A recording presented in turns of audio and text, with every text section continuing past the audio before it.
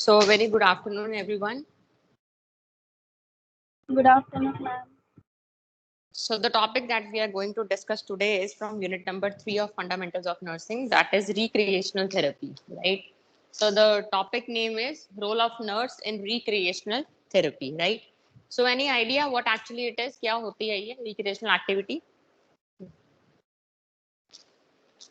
बोलो. Anyone?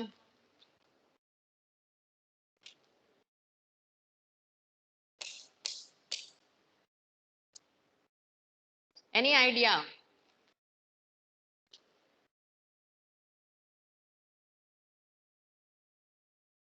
Yes or no, maybe?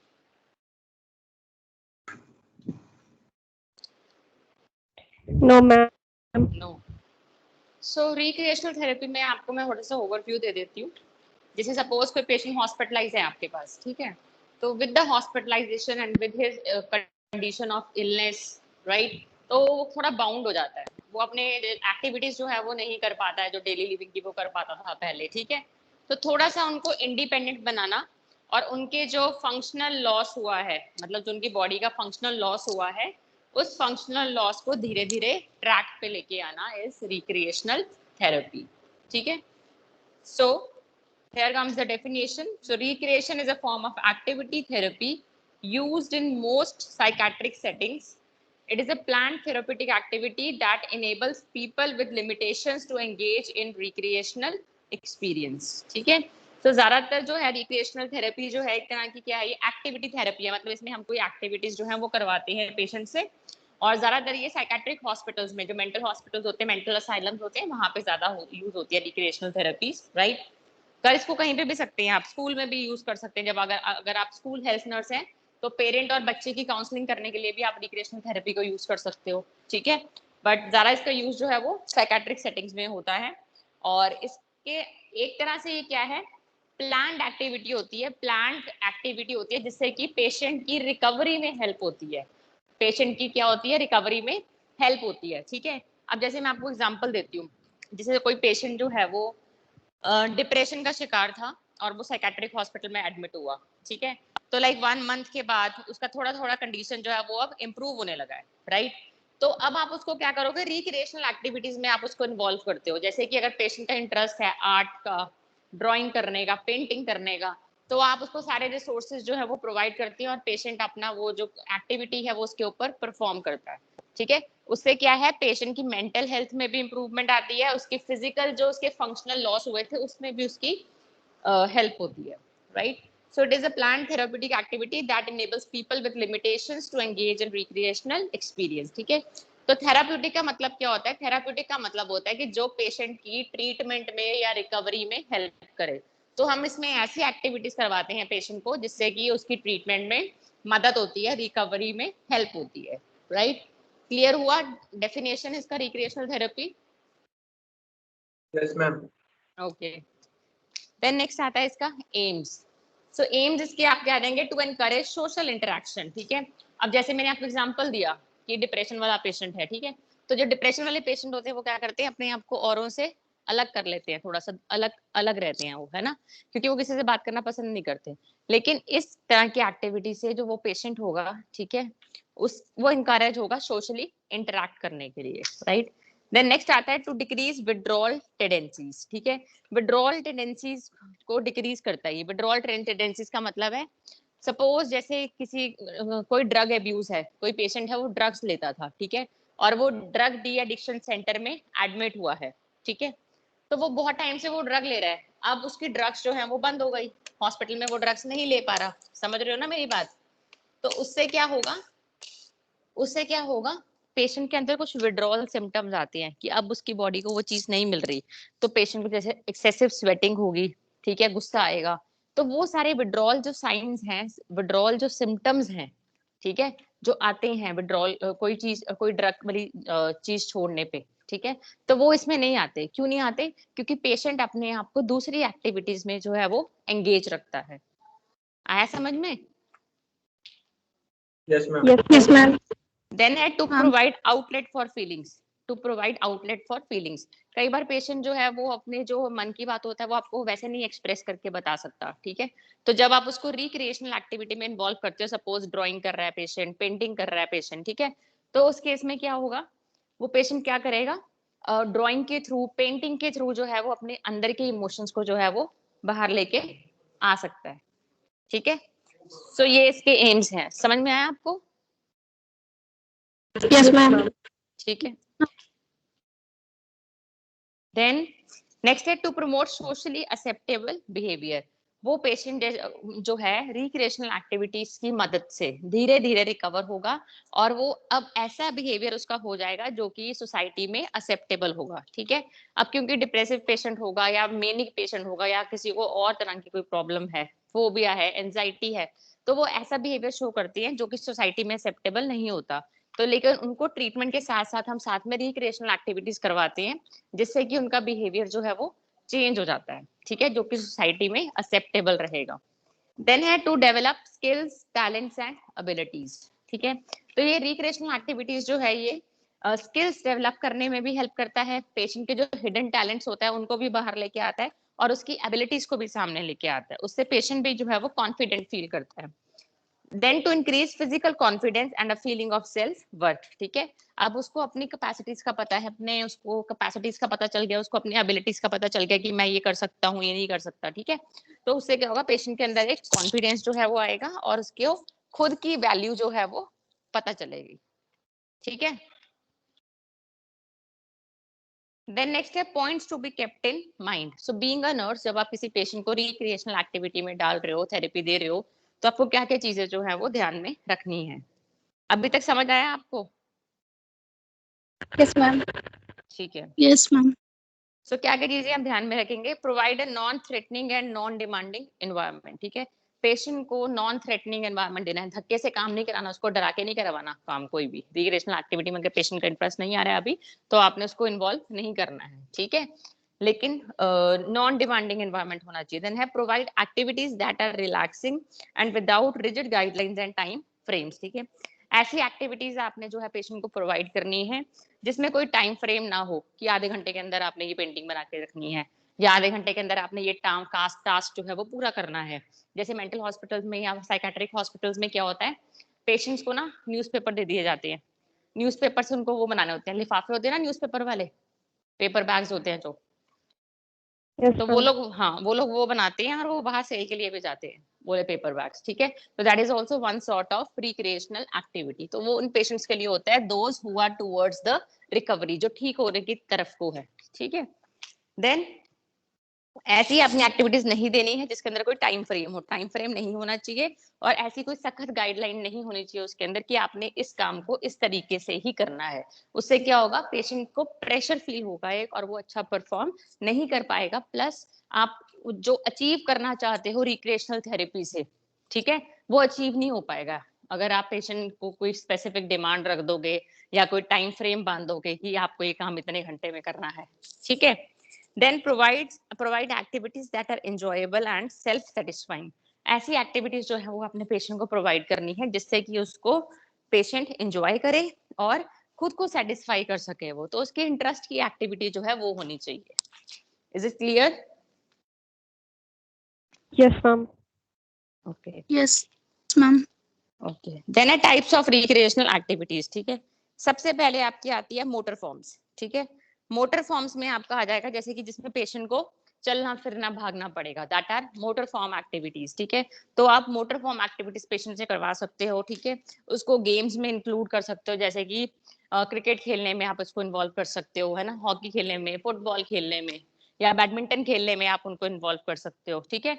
तो वो क्या हो जाएंगे आपकी motor form activities. So these can be further divided into fundamental and accessory. तो मोटर एक्टिविटीज जो आपकी हैं, motor form activities, that are of two type, one is fundamental form, another one is accessory form. Fundamental forms में आपकी ये games आ जाएंगी जैसे कि हॉकी हो गया, फुटबॉल हो गया, फंडामेंटल में, ठीक है। देन आपका आ जाता है एक्सेसरी फॉर्म। एक्सेसरी फॉर्म में आपका जाता है जैसे कि डांसिंग हो गया, ठीक है, या कोई प्ले एक्टिविटी हो गई, हाइड एंड सीक हो गया जैसे, ठीक है, हाइड एंड सीक हो गया और डांसिंग हो गया, ठीक है। तो वो क्या है, एक्सेसरी फॉर्म एक्टिविटी है। Is it clear to everyone? Motor form में दो फॉर्म की एक्सरसाइज आपकी, दो एक्टिविटीज है, फंडामेंटल एंड असेसरी। फंडामेंटल में जैसे कि टीम में जैसे जब हम खेलते हैं, हॉकी हो गया आपका, फुटबॉल हो गया, बैडमिंटन हो गया, ठीक है, इस तरह से। और असेसरी फॉर्म्स में आपका आ जाएगा जैसे कि कोई प्ले एक्टिविटी है, हाइड एंड सीक मैंने आपको बताया, पकड़ पकड़ाई होता है जैसे, वो भी कर सकते हो।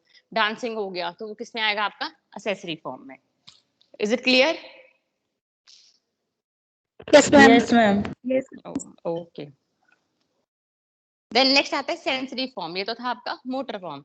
नेक्स्ट है आपका सेंसरी फॉर्म। सेंसरी फॉर्म का मतलब क्या है, जिसमें आपकी सेंसेस का इस्तेमाल हो रहा है, ठीक है। सो दीज कैन बी इधर विजुअल, ठीक है, और ऑडिटरी। विजुअल भी हो सकती है, ऑडिटरी भी हो सकती है। विजुअल का मतलब क्या है, देखने वाली, और ऑडिटरी का मतलब क्या है, सुनाई देने वाली, ठीक है। सो विजुअल में आपके एग्जांपल आ जाएंगे जैसे कि लुकिंग एट मोशन पिक्चर्स, ठीक है, प्ले एक्सेट्रा। विजुअल में आपका आ जाएगा जैसे कि मोशन पिक्चर्स होती है ना, एक फिल्म चलती है, जैसे आप बोल दो स्लाइड्स चलती हैं। एक कैमरा आता था ना पहले, छोटे होते देखा होगा आपने, उसको ऊपर से बटन घुमाते थे तो पिक्चर चेंज होती रहती है, आगे आगे होती रहती है, ठीक है। So that is one kind of thing, right.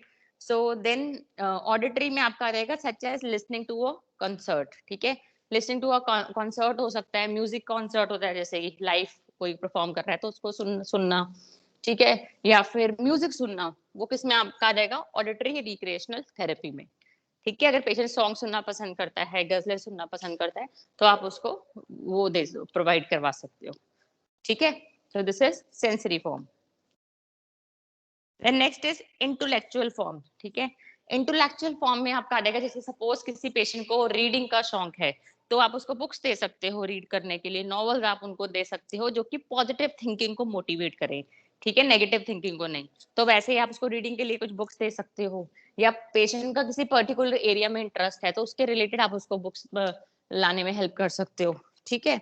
Then next आ गया आपका डिबेट। डिबेट में भी आप पार्टिसिपेट करा सकते हो। सपोज आपके पास 4 पेशेंट्स है, तो अगर 4 पेशेंट्स का इंटरेस्ट है डिबेट पे, तो आप उनको एक टॉपिक देके आप डिबेट करवा सकते हैं, ठीक है। तो डिबेट में क्या होता है, एक ग्रुप जो होगा वो उस पर्टिकुलर टॉपिक को फेवर करता है, और दूसरा ग्रुप जो है उसको अपोज करता है। तो दोनों ही टीम्स अपने अपने जो है वो पॉइंट्स सामने रखते हैं। So this is intellectual form of recreational therapy. समझ में आया इतना? Yes, ma'am. Any doubt? Yes, ma'am. Any doubts? Doubt है बेटा कोई? ठीक है। देन नेक्स्ट आता है आपका suggested recreational activities for psychiatric disorders, ठीक है। तो साइकेट्रिक डिसऑर्डर्स के लिए, जैसे पेशेंट बहुत लंबे समय से, साइकेट्रिक डिसऑर्डर्स भी बोल सकते हो आप, ठीक है, या फिर आप हॉस्पिटल से रिलेटेड भी पेशेंट को कई बारी मेंटली वो मतलब डिप्रेस हो जाता है, उदास हो जाता है, उसको एंजाइटी हो जाती है, उसको डर लगता है कि पता नहीं अब उसका क्या होगा, ठीक है। तो उनके लिए भी कुछ सजेस्टेड रिक्रिएशनल एक्टिविटीज जैसे कि anxiety disorder. Do you know what is anxiety? Anxiety पता है क्या होती है? Can anyone tell me anxiety? What is anxiety? बड़ा कॉमन सा वर्ड है आजकल, हर कोई यूज करता है। Yes, ma'am. क्या होती है? गूगल करके मत Ma'am, बताना मुझे। घबराहट सा होना. घबराहट होना, जैसे कि आपका एग्जाम होता है और एग्जाम के टाइम पे आप लोग एग्जामिनेशन हॉल में बैठे होते हो, और जैसे ही मैडम क्वेश्चन पेपर डिस्ट्रीब्यूट करती है तो आपको घबराहट होने लग जाती है कि पता नहीं इस क्वेश्चन पेपर में जो क्वेश्चंस लिखे हुए हैं वो आंसर मुझे आते होंगे या नहीं आते होंगे, है ना। तो हम एंजाइटी होती है वो एक तरह की, पर वो वाली एंजाइटी जो है वो नॉर्मल है, ठीक है। जब ये एंजाइटी बहुत ज्यादा सीवियर फॉर्म में चले जाती है, अनयूजुअल चीजों पे, छोटी छोटी चीजों पे हमें अगर एंजाइटी हो जाती है, तो वो एक प्रॉब्लम का कारण होता है, ठीक है। सो अगर किसी को एंजाइटी डिसऑर्डर है तो वो अपनी एंजाइटी जो है वो वॉकिंग से, जॉगिंग से, या कोई भी ऐसे फिजिकल वर्कआउट से जो है वो अपनी एंजाइटी को निकाल सकता है बाहर, ठीक है। Then depressive disorder. अब सपोज कोई पेशेंट जो है वो डिप्रेसिव है, ठीक है, वो बहुत उदास है, उसने अपने आप को सोसाइटी से कट ऑफ कर लिया, किसी से बात करना पसंद नहीं करता और बात-बात पे गुस्सा करता है, ठीक है? तो उसको कुछ non competitive support sports activity आपने जो है वो देनी है। नॉन कॉम्पिटिटिव स्पोर्ट्स का मतलब इसमें कोई कॉम्पिटिशन ना हो दूसरी टीम के साथ, ठीक है? जिससे कि वो अपना एंगर जो है वो बाहर निकाल सके, अपना गुस्सा जो है वो बाहर निकाल सके। तो गुस्सा कैसे निकाल सकते हैं वो? वर्कआउट करके सेम वे में, ठीक है? तो जॉगिंग से, वॉकिंग से, रनिंग से, है ना? वो अपना जो है गुस्सा बाहर निकाल सकते हैं। Then manic disorder. Manic disorder में क्या होता है? जैसे डिप्रेसिव में क्या होता है? पेशेंट बहुत ज्यादा उदास हो जाता है, उसके एनर्जी लेवल जो है वो लो हो जाते हैं, ठीक है? वैसे ही मेनिया में ऑपोजिट होता है। ये आप सेकंड ईयर में पढ़ोगे, साइकेट्रिक का सब्जेक्ट आएगा आपको, ठीक है? मेनिया में क्या होता है? पेशेंट एकदम से हाइपर एक्टिव हो जाता है। हाइपर एक्टिव का मतलब है उसकी एक्टिविटी जो है एकदम से ज्यादा हो जाती है, उसका एनर्जी लेवल जो है वो बहुत ज्यादा ऊपर उठ जाता है, ठीक है? तो उस केस में, ठीक है, तो 1-to-1 बेसिस इंडिविजुअल गेम्स आप उसको दे सकते हो, जैसे कि बैडमिंटन, ठीक है, या बॉल के साथ खेलना, कैच करवाना बॉल को, ठीक है? तो मेनिक वाले पेशेंट को आपने वो वाली गेम देनी है। क्यों? क्योंकि उसके एनर्जी लेवल जो है वो ऑलरेडी बहुत ज्यादा हाई है, ठीक है? तो आपने उससे ऐसी कोई एक्टिविटी नहीं करवानी भागने वाली या दौड़ने वाली, उससे क्या होगा? पेशेंट को इंजरी के चांसेस है। तो आपने उनको कुछ स्लो एंड स्टेडी वाली गेम जो है वो देनी है, जिससे कि वो ज्यादा भाग दौड़ ना करे, ठीक है? देन है स्किज़ोफ्रेनिया। स्किज़ोफ्रेनिया में क्या होता है? पेशेंट जो है, ठीक है, स्किज़ोफ्रेनिया वाला जो पेशेंट होगा, पता है क्या होता है स्किज़ोफ्रेनिया? मूवीज में देखा होगा आपने, बताओ, पता चले मुझे मूवीज देखते हो नहीं देखते हो। स्किज़ोफ्रेनिया नाम सुना है पहले? No, ma'am. कभी नहीं सुना किसी ने? Yes, ma'am. No, ma'am. नहीं सुना। एक मूवी आई थी बहुत साल पहले, जॉन अब्राहम और बिपाशा बसु की। उसमें बिपाशा बसु को कोई लड़का जो है वो दिखता था, बट एक्चुअल में मूवी के एंड में पता चलता है कि वो लड़का तो था ही नहीं, वो किसी और को दिखता ही नहीं है, वो उसकी इमेजिनेशन होती है। That is one kind of schizophrenia, ठीक है? इसको हम विजुअल स्किज़ोफ्रेनिया बोलते हैं, ठीक है? मतलब कि उसको विजुअल, उसको हैलुसिनेशंस होती है, सॉरी विजुअल स्किज़ोफ्रेनिया नहीं, विजुअल उसमें उसको हैलुसिनेशंस होती है, ठीक है? तो वैसे ही स्किज़ोफ्रेनिया की बहुत सारी टाइप्स होती हैं। आपको भी फर्स्ट ईयर में हो, इतना डिटेल में जाने की जरूरत नहीं है, ठीक है? तो स्किज़ोफ्रेनिया बेसिकली समझ लो कि पेशेंट को ऐसी चीजें सुनाई देती हैं, ऐसी चीजें दिखाई देती हैं जो कि एग्जिस्ट नहीं करती हैं किसी और के लिए, ठीक है? तो स्किज़ोफ्रेनिया में अब एक टाइप आ गया आपकी पैरानोइड, ठीक है? Paranoid schizophrenia. पैरानोइड स्किज़ोफ्रेनिया में क्या होता है? जो पेशेंट होता है ना, वो हर किसी पे शक करता है। अगर उससे थोड़ा दूरी पे कोई दो लोग बात कर रहे होंगे आपस में धीरे-धीरे, तो पेशेंट को लगेगा कि वो मेरे बारे में बात कर रहे हैं। समझ रहे हो? पैरानोइड का मतलब होता है शक्की टाइप का होता है जो, ठीक है? तो उस केसेस में आप पेशेंट को, अगर स्किज़ोफ्रेनिक पेशेंट है, पैरानोइड पेशेंट है, तो आप उसको चेस दे सकते हो खेलने के लिए, पजल दे सकते हो सॉल्व करने के लिए, ठीक है? उससे क्या है, वो कॉन्संट्रेट करेगा उन चीजों के ऊपर, और वो जो फालतू की चीजें वो इमेजिन करता रहता है सारा टाइम, जो उसको दिखती रहती है वो दिखनी थोड़ी थोड़ी कम होंगी फिर, ठीक है? देन है आपका डिमेंशिया, ठीक है? डिमेंशिया के जो पेशेंट्स होते हैं, डिमेंशिया में क्या होता है, सारे साइकेट्रिक प्रॉब्लम्स हैं, ठीक है? डिमेंशिया में क्या होता है, पेशेंट ना भूलने लग जाता है चीजें, जैसे उसने सुबह खाना खाया था, नहीं खाया था, ठीक है? उसको याद नहीं है। मेडिसिन खा ली, नहीं खाई, उसको याद नहीं है, ठीक है? तो उसमें आपने पेशेंट को ऐसी चीजें देनी है जिससे कि वो चीजों को मतलब जान सके, ठीक है? और उसको कंफर्ट प्रोवाइड करे। तो that is the type of therapy which you have to give in case of dementia वाला पेशेंट जो होगा। देन है कुछ ऐसे भी बच्चे हैं जिनको चाइल्डहुड में या अडोलेसेंट टाइम पीरियड में डिसऑर्डर्स होते हैं, ठीक है? तो आप उनको कैसी एक्टिविटीज दे सकते हो? रिक्रिएशनल थेरेपी उनके लिए क्या क्या हो सकती है चाइल्डहुड में और अडोलेसेंट एज ग्रुप में? So it is better to work with the child on a 1-to-1 basis and give him a feeling of importance, ठीक है? मतलब खुद को इन्वॉल्व करना है आपने उस पर्टिकुलर बच्चे के साथ, ठीक है? ताकि उसको लगे कि हाँ मेरी इंपॉर्टेंस है कोई, ये नहीं कि आपने बच्चे को कोई गेम पकड़ा दी खेलने के लिए और वो अकेला खेल ही जा रहा है, ठीक है? So some activities include playing, story telling and painting. तो आप साथ में बैठ सकते हो, पेंटिंग करने के लिए उसको दे सकते हो। स्टोरी टेलिंग होती है, स्टोरी टेलिंग में क्या है, कोई भी स्टोरी जो है वो बना के बताते हैं। देन प्ले करते हैं, प्लेइंग तो आपको पता ही है, प्लेइंग में तो बहुत कुछ आ जाता है।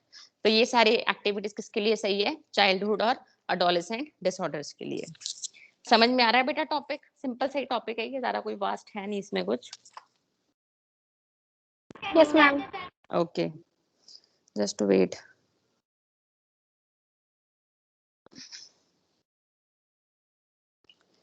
देन नेक्स्ट आपका आता है after this, adolescents fare better in groups, provide gross motor activity like sports games to use up excess energy. छोटे बच्चे होंगे उनको तो आप पेंटिंग दे सकते हो, बैठ के खेलने वाली गेम्स, ब्लॉक्स दे सकते हो बिल्ड करने के लिए, ठीक है. लेकिन जो बच्चे एडोलेसेंट में 13 साल से ऊपर के जो बच्चे हैं, ठीक है, उनको आप क्या करोगे, ग्रुप एक्टिविटीज में इन्वॉल्व कर सकते हो, जैसे कि playing football together, playing cricket, ठीक है.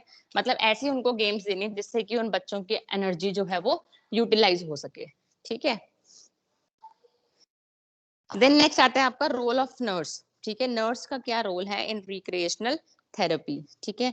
सबसे पहले आपका है टॉपिक, आपका यही है, role of nurse in recreational therapy. Whatever I have told you earlier, that is a kind of introduction. Yes, to home, for home you are looking, इधर इस रूम से अंदर जाओ. So encourage the patient to communicate and express his feelings. आपने patient को encourage करना है कि आपसे वो बात करे, इंटरेक्ट करे और अपनी फीलिंग्स को शेयर करे. Then she must provide a non-threatening and non-demanding environment. अगर जब आप पेशेंट को रिक्रिएशनल थेरेपी में इन्वॉल्व कर रहे हो, सो it is the responsibility of the nurse कि उसको डराना नहीं है आपने, ठीक है, और ऐसा उससे कुछ एक्सपेक्ट नहीं करना है कि वो बहुत अच्छा परफॉर्म करेगा, ठीक है. Then she must providing activities that are relaxing and without rigid guidelines. तो ऐसी एक्टिविटीज पेशेंट को प्रोवाइड करनी है जिससे कि वो रिलैक्स फील करे और जिसमें कोई भी ऐसी गाइडलाइंस जो है रिजिड वाली, रिजिड गाइडलाइन का मतलब है जो बदली ना जा सके, ठीक है, तो ऐसी वाली एक्टिविटीज में उसको इन्वॉल्व नहीं करना है. Then nurse must help the patient to develop skills, talent and ability. Nurse ने हमेशा फोकस करना है कि पेशेंट के स्किल्स उस एक्टिविटी से डेवलप हो, ठीक है, स्किल्स डेवलप हो और उसका टैलेंट जो है वो इम्प्रूव हो. Then she must frequently observe client's behavior throughout the abilities, ठीक है. तो जब पेशेंट उस एक्टिविटी को परफॉर्म कर रहा है, ठीक है, उस टाइम पे आपने क्या करना है, पेशेंट की एक्टिविटी को, उसके बिहेवियर को आपने जज करते रहना है साथ साथ में. Then she must provide activities that are enjoyable and self satisfying. तो उसको ऐसी बोरिंग एक्टिविटी आपने नहीं देनी, ऐसी एक्टिविटी आप उसको प्रोवाइड करेंगे जिससे कि वो एंजॉय कर सकता है, ठीक है, और खुद को सेटिस्फाई कर सकता है, वो काम कर सकता है, कंफर्ट प्रोवाइड कर सकता है. ऐसी एक्टिविटीज आप जो है उसको प्रोवाइड करेंगे. सो नेक्स्ट आता है आपका लास्ट है कंक्लूजन. कंक्लूजन में आपका आएगा इसका like recreation therapist works with client to develop a tailored approach to help them increase their mental, physical and emotional wellbeing. तो रिक्रिएशनल थेरेपी में जो थेरेपिस्ट होता है उसका मेन फोकस क्या होता है कि उसने पेशेंट के जो मेंटल, फिजिकल और इमोशनल जो उसकी स्ट्रेंथ होगी उसको इंक्रीज करना है, ठीक है. तो ऐसे उसने इंटरवेंशंस करने हैं जिससे कि फिजिकल एक्टिविटी इन्वॉल्व हो, जिससे कि पेशेंट इमोशनली भी रिकवर करे और मेंटली और फिजिकली भी रिकवर हो सके. Then recreation therapy is one of the essential treatment areas with in the health care team. और आजकल रिक्रिएशनल थेरेपी का बहुत ही अच्छा स्कोप है हेल्थ केयर प्रोफेशन के अंदर और इसके अलग अलग कोर्सेज भी आते हैं, ठीक है. So this is all about the topic, right. So any doubts in this topic, that is recreation therapy? Any doubts? No, ma'am. Okay. So I hope the topic is clear to everyone. Yes, ma'am. Okay. ठीक है बेटा, thank you so much for listening. Thank you.